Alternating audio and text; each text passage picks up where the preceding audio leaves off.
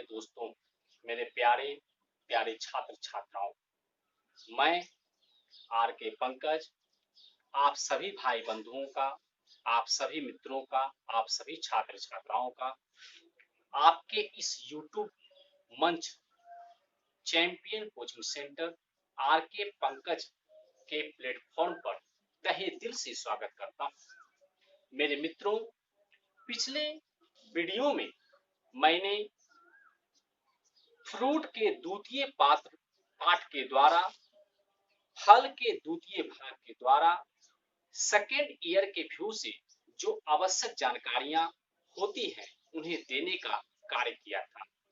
आज मैं आपके बीच प्लांट रिप्रोडक्शन, पौधे में सेक्सुअल रिप्रोडक्शन, लैंगिक जनन की जो क्रिया होती है उससे संबंधित अंतिम टॉपिक को लेकर आपके बीच में आया हूं, जिसे पॉली एम्ब्रायोनी के नाम से बुक में मेंशन किया गया है।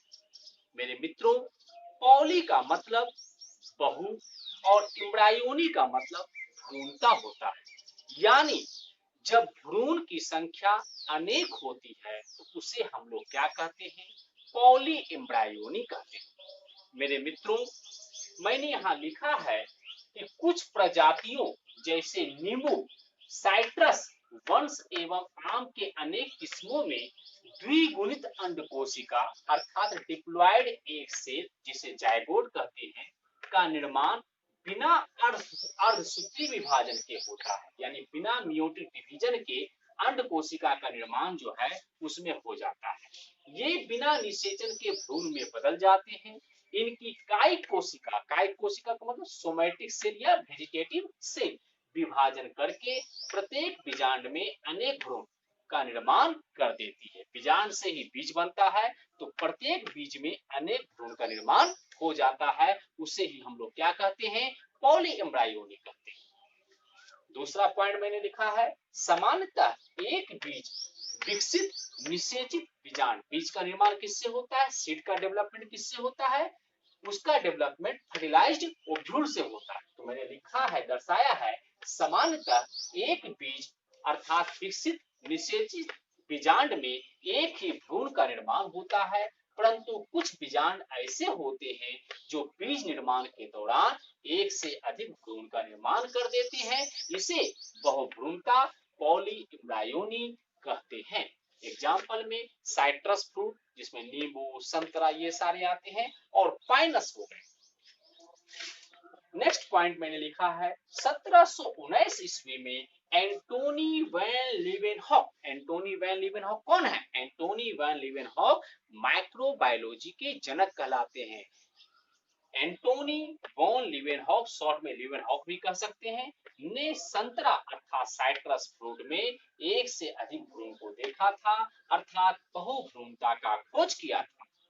और लास्ट पॉइंट मैंने लिखा है, साधारणतः बहुभ्रूणता बीज निर्माण के दौरान होता है, लेकिन 1965 ईस्वी में राव साहब ने वेंडा पौधे में बीज अंकुरण के समय बहुभ्रूणता को देखा था। इस तरह की बहुभ्रूणता का कारण भ्रूण के अग्र विभेद्योतकी एपिकल मेरिस्टेम में खंडन अर्थात क्लीवेज क्रिया का होना है।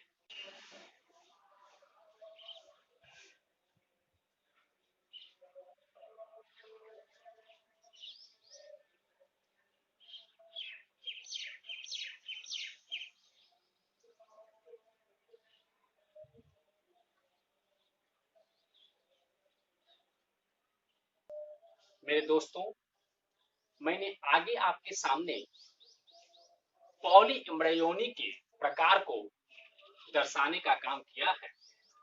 मैंने बतलाया है कि बहुभ्रूणता के 3 प्रकार होते हैं, जिसमें पहला है सिंपल पॉली एम्ब्रायोनी अर्थात सरल बहुभ्रूणता।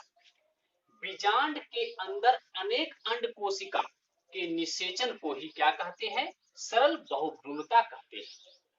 बीजांड के अंदर अनेक अंडकोशिका के निषेचन को सरल बहुभ्रूणता कहते हैं। यह स्थिति या यह दशा तब आती है जब एम्ब्रियो सैक मतलब भ्रूण कोश, फीमेल गैमेटोफाइट, जब एम्ब्रियो सैक में अनेक एग अथवा ओव्यूल अर्थात बीजांड में अनेक एम्ब्रियो सैक होते हैं। एग्जाम्पल में कैजुराइना, साइट्रस, पुआ। नोट बतलाए हैं हम कि साइट्रस में इंटीगुमेंट्री एम्ब्रियो अर्थात अध्यावरणीय भ्रूण, न्यूसेलस एम्ब्रियो बीजांडकाई भ्रूण, जायगोटिक एम्ब्रियो युग्मनजी भ्रूण होते हैं। ये इंटीगुमेंट्री, न्यूसेलस, ये क्या होता है, ये आपको स्ट्रक्चर ऑफ ओव्यूल के वीडियो में मेरा बतलाया हुआ है। आप मेरे प्रीवियस वीडियो को जाकर देखें, वहां आपको ये सारे डायग्राम के साथ जो टर्म है वो क्लियर हो जाए। सेकेंड पॉइंट मैंने लिखा है क्लीवेज पॉलीएम्ब्रियोनी यानी विदलन बहुभ्रूणता। इस प्रकार का बहुभ्रूणता प्रो एम्ब्रियो में विखंडन के कारण होता है। ध्यान दीजिएगा, क्लीवेज क्या होता है? जब किसी एक बाउंड्री के अंदर कोई रचना बार बार टूटती है और उस बाउंड्री के अंदर ही अनेक रचनाओं का निर्माण कर देती है, अनेक छोटे छोटे स्ट्रक्चर का निर्माण कर देती है, तो इस क्रिया को ही हम लोग क्या कहते हैं? क्लीवेज कहते हैं।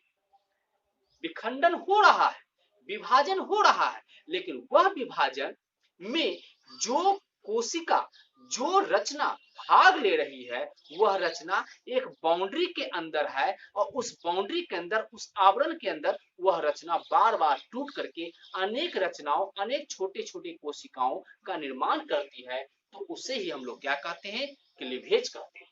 क्लीवेज पॉली एम्ब्रायोनी विदलन बहुभ्रूणता। इस प्रकार का बहुभ्रूणता प्रो एम्ब्रियो, प्रो एम्ब्रियो का मतलब एम्ब्रियो का प्रारंभिक रूप, जिसको प्राक भ्रूण भी कहते हैं, में विखंडन स्प्लाइटिंग के कारण होता है। विखंडन और स्प्लाइटिंग दोनों टर्म जो है एक ही पैरेलल में इस्तेमाल किए गए हैं, लेकिन स्प्लाइटिंग का मतलब होता है टूटना, बटना। जब कोई भी चीज, कोई भी कोशिका सीधे लंबवत तरीके से फटती है, विभाजित होती है, तो उसको हम लोग स्प्लाइटिंग कहते हैं। तो यह विभाजन एक प्रकार का क्या है? विखंडन के कारण होता है। सस्पेंसरी सेल विलंबक कोशिका में विभाजन के कारण भी यह बहुभ्रूणता होती है। एग्जाम्पल में पाइनस, जो कॉनिफर प्लांट होते हैं, ऑर्किड। और लास्ट मैंने लिखा है एडवेंटिव पॉली एम्ब्रायोनी। एडवेंटिशियस आप लोग सुने होंगे। एडवेंटिशियस का मतलब क्या होता है? एडवेंटिशियस का मतलब हो जाता है अपस्थानिक। अपस्थानिक मतलब अपने स्थान को छोड़कर किसी अन्य स्थान से। जैसे रूट हम लोग बरगद में देखते हैं, बरगद में रूट हो गया, जो जड़ें होती हैं, एक जड़ तो मिट्टी के अंदर रहता है जो उसका वास्तविक जड़ है, लेकिन कभी आप देखे होंगे बरगद के पेड़ को कि बरगद के ऊपर की शाखाओं से लट के जैसा, जटा के जैसा, रस्सी के जैसा रचना नीचे झूलता हुआ रहता है। वह कैसा जड़ है? वह अपस्थानिक जड़ है, एडवेंटिशियस रूट है। इसी प्रकार से अजूबा ब्रायोफिलम, जिसे हम लोग पत्थर चूर या पत्थर चट्टा के नाम से जानते हैं, उसमें भी आप लोगों ने देखा होगा कि पत्तियों के किनारे से, मार्जिन से अगर वह पत्ती मिट्टी के नमी के संपर्क में आ जाती है तो अपस्थानिक जड़ें निकल आती है। तो पत्तियों से जो जड़ निकल रहा है, जबकि जड़ निकलता कहाँ है?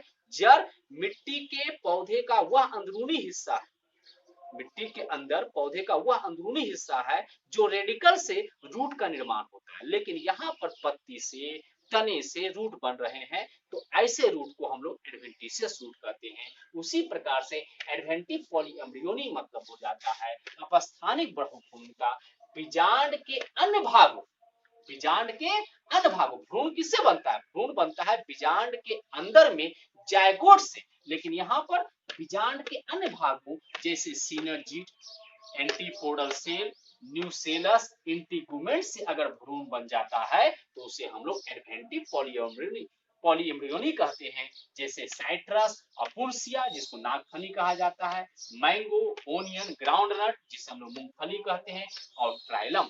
इस प्रकार से आपका टाइप्स ऑफ पॉलीएम्ब्रियोनी समाप्त हो चुका है। मेरे मित्रों, मेरे पुराने जो वीडियो हैं उसे आप लोग दोबारा देखें अगर कहीं किसी प्रकार का कंफ्यूजन है, क्योंकि ये सारे जितने भी क्लास, जो भी वीडियो आपको प्रोवाइड किए जा रहे हैं, वो एक दूसरे से किसी न किसी रूप से जुड़े हुए हैं। ब्रॉड और क्लियर कॉन्सेप्ट के लिए उन सभी वीडियो को सीरियस और कॉन्शियस माइंड के साथ देखना बहुत ही जरूरी हो जाता है।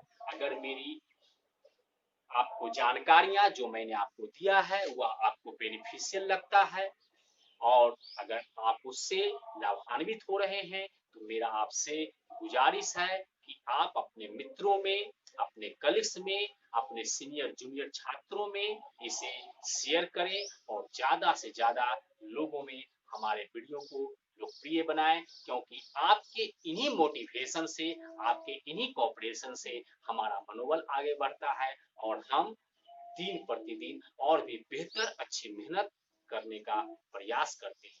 ये अलग बात है कि मेरे वीडियो की जो क्वालिटी होती है, पिक्चर क्वालिटी जो होती है वो थोड़ी लो होती है, लेकिन मैं अपने पढ़ाई के जो स्टैंडर्ड हैं उनको मेंटेन करने का भरपूर प्रयास करता हूँ।